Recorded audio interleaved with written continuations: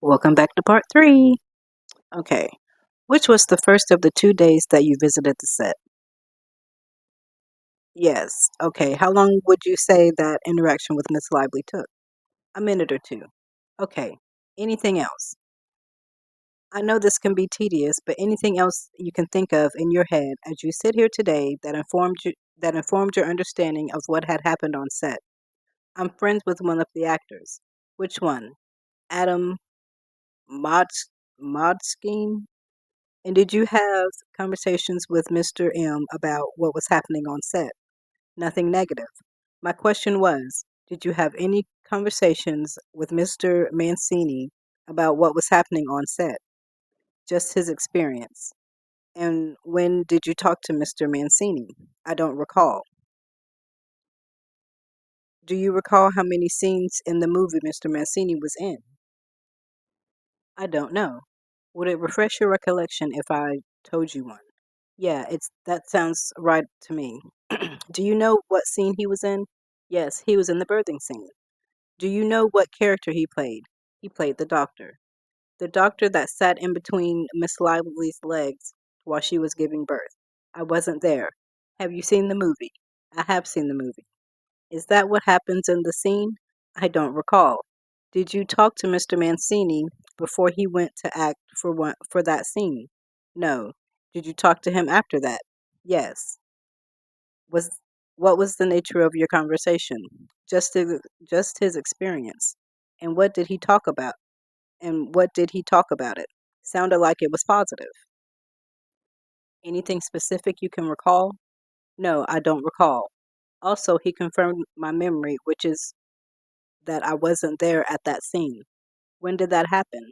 After, during the course of litigation, after litigation, I just double checked and said, I wasn't there for that scene. He said, I know, I was there. When did that conversation take place? I don't recall. Do you know roughly, like, month that would have occurred in? I don't recall the exact month. Do you, do you talk to him on the phone? Yes. Do you recall about how long the conversation was? No. Did you talk to him about anything else? I don't recall. And so the nature of that call, to the best of your recollection, is you asked him if he had a recollection of you being present for the birth scene, and he said he did not. I told my recollection, and again, this is going back to the call, that I told him I wasn't there for the birth scene, and am I wrong about that? And he confirmed that.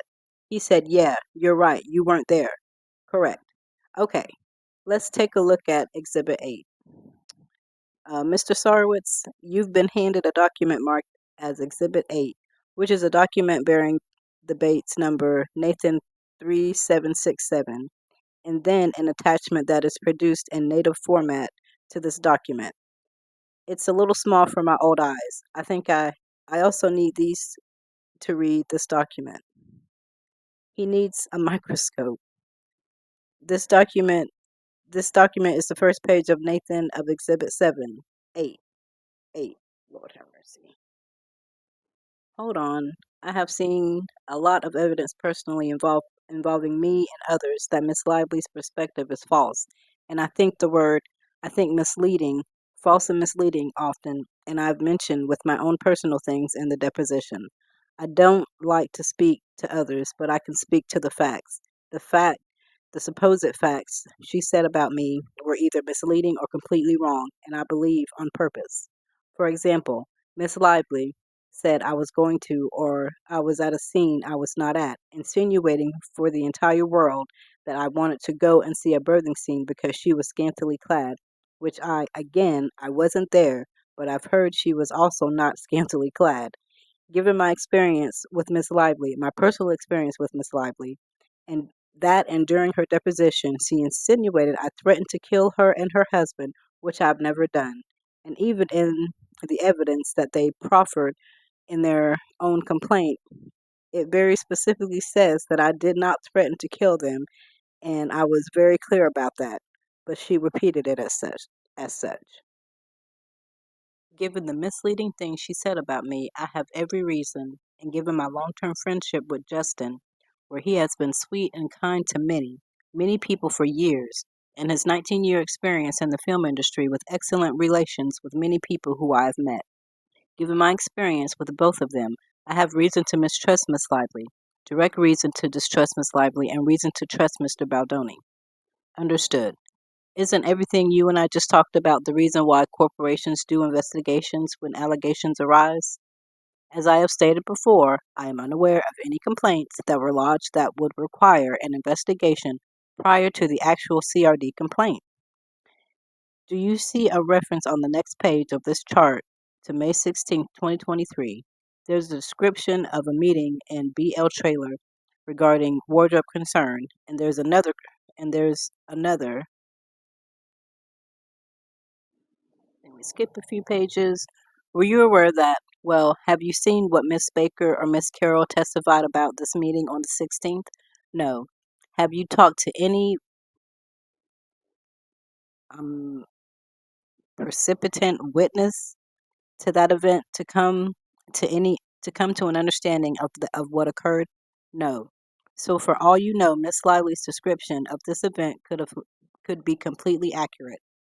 Given the lack of accuracy that I've seen by almost everything else that Blake Lively has said, I've come to doubt her veracity as a witness on almost everything she says. Given the things that I know, given all of the evidence I have seen over and over again, however, it is possible that she could be accurate on something as well. And to figure out whether she was accurate, you'd probably want to know what the eyewitnesses to the events thought, right? There, we have a whole legal team. And again, as I mentioned, I'm an investor in many companies. I don't get involved in the details, but the legal team is involved. Okay, we're going to go AEO for a second. We are not AEO. Now we are. Okay. In her deposition, Ms. Carroll testified about this event with Mr. Heath. She said the following. Blake was having body makeup done in the trailer by Vivian. We heard the door open and looked and went, whoa, whoa, whoa, and it was Jamie at the door. I grabbed the cutting cape, which was over my chair, and held it up to try and cover her. And she said, Blake. Blake said, whoa, whoa, don't come in. And she said, it will only take a second. And that's when all of this action was happening. He stayed in the trailer, they had a discussion, and he left. Are you with me? Yes, I'm with you. No, that's okay. That's short enough. Go ahead. Okay. Are you aware that Miss Slate had complained to Mr. Baldoni about him calling her or referring to her as sexy around May 18th, 2023? I'm not aware of that. At any time prior to this litigation, did you become aware of that? No. Did you ever become aware that Miss Slate had gone to Mr. Baldoni and said, I don't like that comment. Please stop. I don't know the details of that incident. Did you know that Miss Lively, also around the same time, complained to Mr. Baldoni about him referring to her as sexy? I am not aware of that. Would you be interested in what Miss Slate? I recognize you've said you don't believe anything Miss Lively says or something to that effect, or you find her incredible. What about Miss Slate?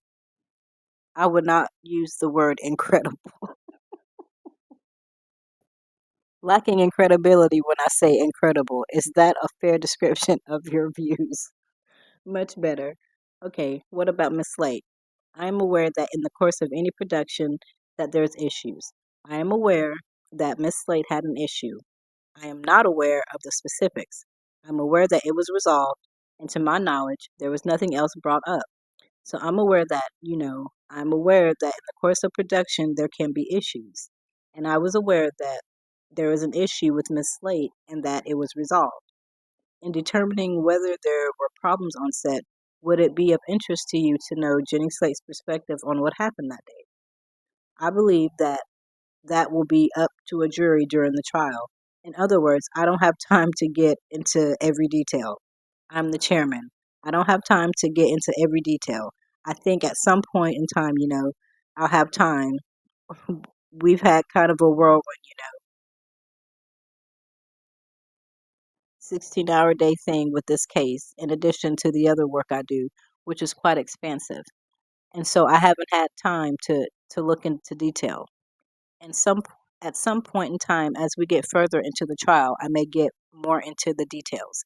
But most likely, I'm not involved with the day-to-day operations. Would you have wanted to know if Miss Toskovic had showed you this back in August of 2024 and said, hey, just so you know, Jenny Slate had a concern that she expressed to Justin on set. Would you have wanted to know that? I was aware that Miss Slate had a concern and that that concern was taken care of. I was not aware that there were further concerns. Okay, but you never talked to Miss Slate about that, I assume. I never talked to Miss Slate at all. Okay.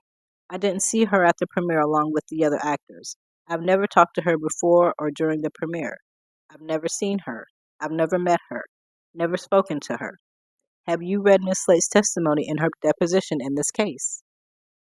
I have not. Would it would you expect that Miss Slate's testimony about the sexy comment that had been made to Miss Lively would be similar or dissimilar from Miss Lively's description? I wasn't there. I don't know. Would it matter to you? That would what would matter to me is that any problems which or issues which occurred, as you mentioned, and I will repeat your words, nobody's perfect, Justin included. And if Justin did something that was inappropriate, or anybody says something because in the course of filming a film largely about sex, about a novel that had a ton of sex in it, and the word sexy was used inappropriately in that context, I would hope that that would be rectified. And I understand that nobody's perfect, and I would expect that that would be dealt with. And I was under the impression that it was dealt with and handled. So I don't have enough information based on what you've told me as to how bad the problems were on set and what was done to resolve it based on the comments that you gave me. Are you aware of the meeting that took place in New York on January 4th, 2024, that Mr. Baldoni and Mr. Heath attended? I believe I've become aware of that through my attorneys. Have you ever heard that meeting described as an ambush? Objection to the extent that the question calls for attorney-client communications. He just testified he heard it from his attorneys. You are instructed not to answer. I'm not interested in what you may have learned from your attorneys. Did Mr. Baldoni or Mr. Heath ever describe the meeting to you as an ambush? I don't recall. Have you ever heard that meeting described as an HR complaint meeting? Not to my knowledge, not to my recollection. Well, why don't you turn to page 12 of the document we're in and look 5 lines down. It says page 12 at the bottom. I got it. Just getting there. Sorry. The Bates numbers are not on this because it was produced in its native format. I've got this one. It looks like we're on the same page. That one you can read without my glasses. I can. And if you took and if you look 5 lines down where it says Chris Surgeon 1AD during phase 2. Yep. Note says he was in the production planning meeting turned HR complaints meetings until on January 4th, 2024. Do you see that? Who is Chris Surgeon? All I know is it's written here. Yeah, I'm not familiar with this. Did you know that there was somebody at Wayfair Studios who referred to the meeting that took place on January 4th, 2025 as the HR complaints meeting? I was never aware until this very moment that it was ever referred to as that. Let's mark another document. Exhibit 9 for the record. And I'm unaware of any HR complaints that were filed.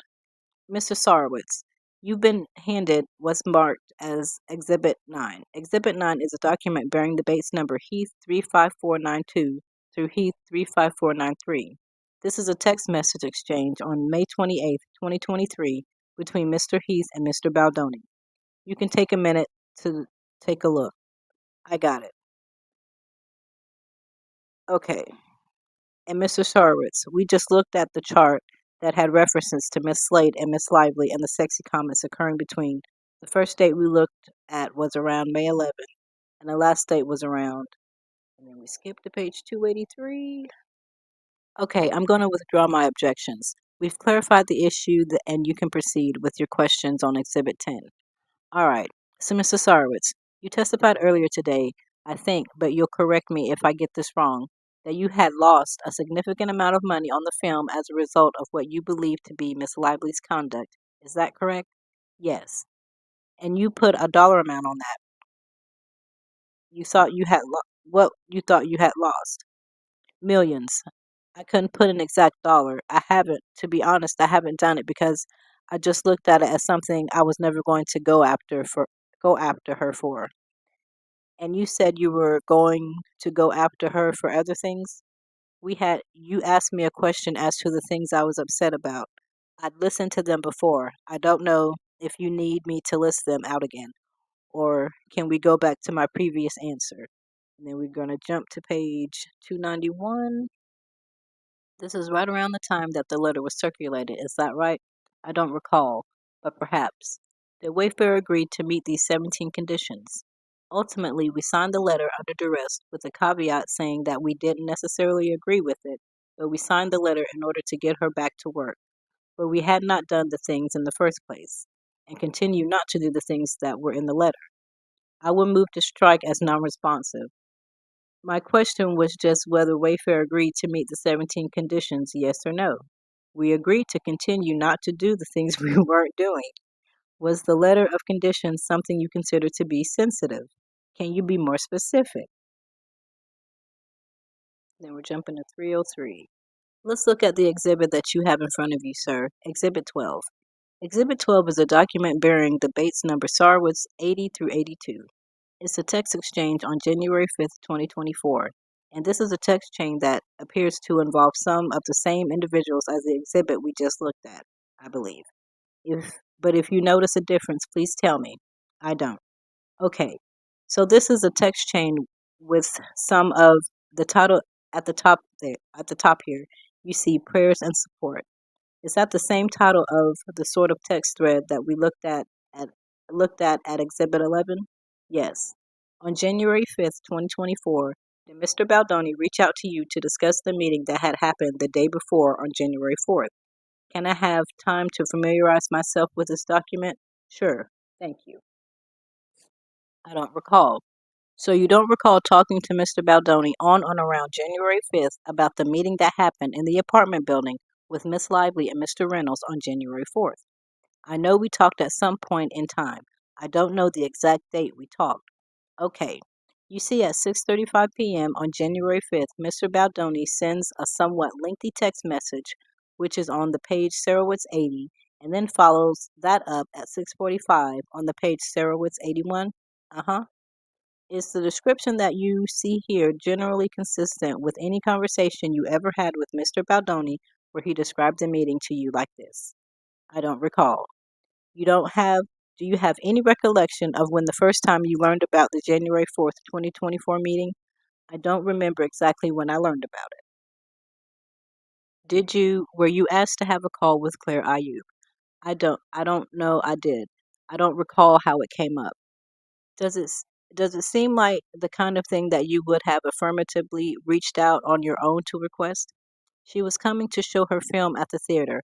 I don't recall how the call came about. If we had your calendar from September or August of 2024, do you think we might find a Zoom meeting or meeting indication?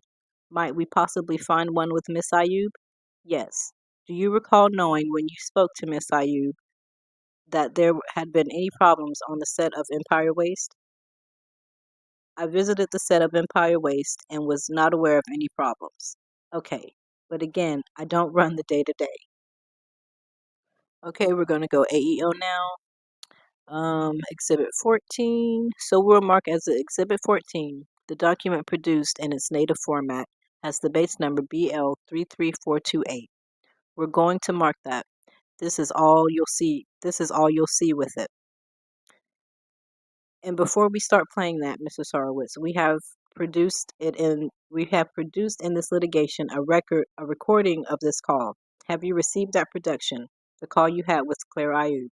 Yes. Have you listened to it? Yes. Have you listened to all of it? Yes. And I assume you have listened to all of it because you earlier mentioned you were seeking to have it de-designated. Is that right? It was not my decision to designate it, but I am okay with that decision. Okay. How many times have you listened to the call at this point in time? Once. All right. We're going to play it just a little bit, just a little of it to ask you if this is the call, and then we'll stop and I'll ask you some more questions. So why don't we start? All right, let's stop. Is that your voice that you heard saying it's been a long few weeks? Yes. And the woman's voice speaking to you right before that, Miss Ayub's voice? Yes. And is that the recording of the call that we've been talking about here that I just played for you in that I just played for you a small clip of? Yes. And we go to 319. They went after everything we had. Luckily, I was out of it. So, like, nobody mentioned me. That's because I'm a nobody. In other words, referring to myself, I wasn't very important. Okay, thank you for that. How was Mr. Heath stopping what you viewed as the worst of the worst from coming out? This is what our crisis PR people were working on, is stopping the public attacks on us, the ongoing everyday public attacks on us. Okay, do you recall later in the conversation discussing with Miss Ayub what had happened on the set of It Ends With Us? I don't think I could have because I wasn't on the set of It Ends With Us. But is there anything in the document which would talk about that? You weren't there? I was only there, as I mentioned, briefly for part of one day and just a few minutes on another, so I really wasn't on the set. Would it surprise you to learn that when Miss Ayub said, I wasn't there, so I don't know what it's like, your response was, I was. Can you refer me to the page?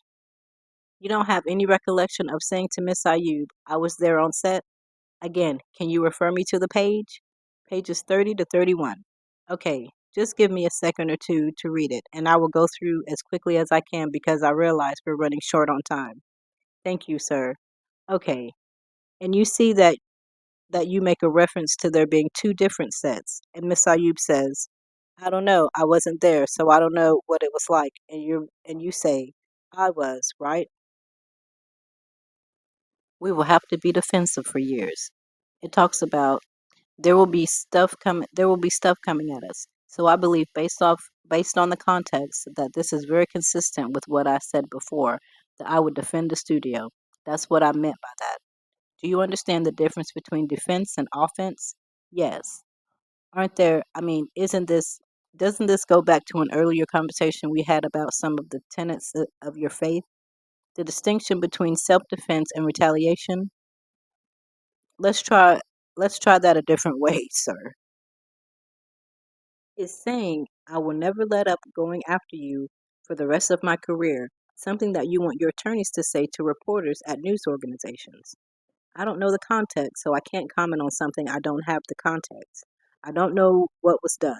For example, in the course of this case, someone threatened my daughter's life. If I knew who did that, I would say something similar to that, even as a Baha'i, because we're not perfect human beings. There are things that are beyond the pale and people get angry. I'm sure you, like me, have a temper, and occasionally we say things we might even regret. So I would like to know what the whole context is before I can comment on it. Do you have any more context on this you can give me? I do not. Your attorneys do. Ooh, Lord. Well, that's all I have for this Steve deposition. If I come across anything else, I will be sure to post it. Thank you for watching. If you like this, please like and subscribe. And let me know what you guys think about this case because this crap is nuts. But until then, I'll catch you guys later. Bye bye.